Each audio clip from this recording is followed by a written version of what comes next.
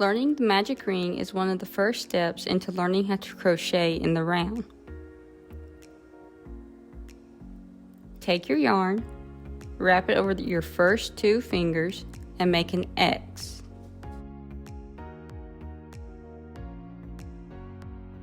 Take your hook, go under the top right, over the top left, pull around and twist, pick up the top left, and pull through.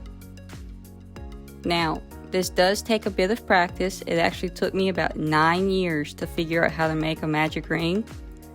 Some people can get it instantly, others not so much. Again, wrap around your 2 fingers, making an X.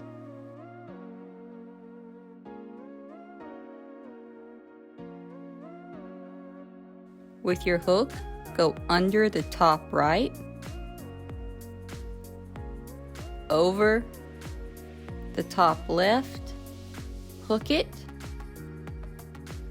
twist, pick up the top left, and pull through. This does take quite a bit of practice, and there are multiple ways of doing the magic ring. Some ways work better for some and other ways work better for others. This is the one method that I found that actually works for me. As you can see, you then crochet into the main ring, making single crochets. And then when you're done, you will tighten on your shorter end. So again, under the top right, over the top left, pull and twist, pick up the top left, and pull through.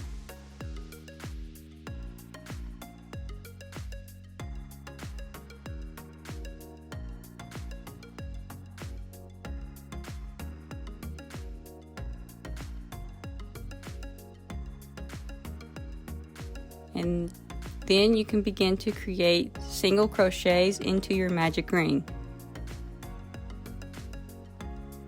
Remembering to crochet over the short tail so that you can pull on it later to tighten the center of your magic ring.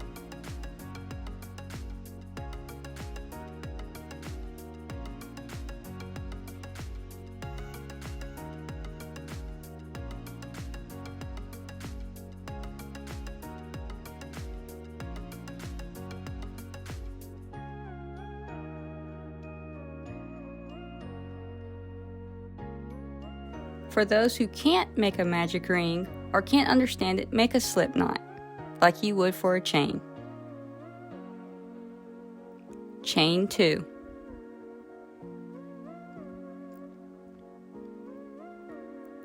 Now place the required number of stitches into the second chain from hook.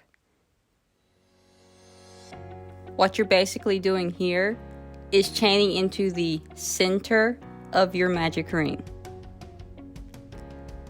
By about the 3rd or 4th stitch, I try to crochet over the knot and the tail so that I can pull on it later to tighten up the center.